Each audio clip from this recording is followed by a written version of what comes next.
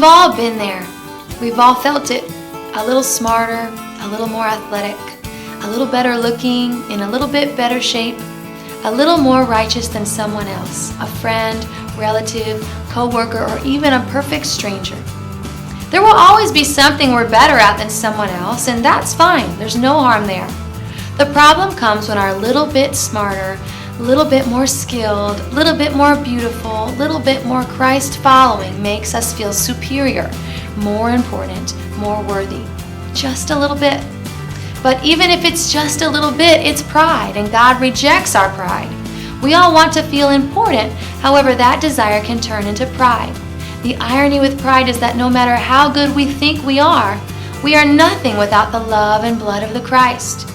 In week 3 of our series Altitude, we studied the next blessing Jesus taught in his Sermon on the Mount, Matthew 5:5. God blesses those who are humble, for they will inherit the whole earth. People often mistake humility for weakness, a lack of confidence. They think humble people can just be walked over and taken advantage of. But that's wrong. Being humble is none of those things. Being humble means that despite all of our strengths and talents, we recognize that we are still broken and that we have what we do have only by the grace and blessing of God, and that we are no better, no more important, and no more worthy of God's love than anyone else. Consider John the Baptist, a most righteous man according to Jesus. John the Baptist was a revolutionary, starting a ministry through which he baptized repentant sinners and brought them to God. Then Jesus came, teaching a similar message, drawing followers away, baptizing more and more as John was baptizing less and less. John's disciples became worried about this.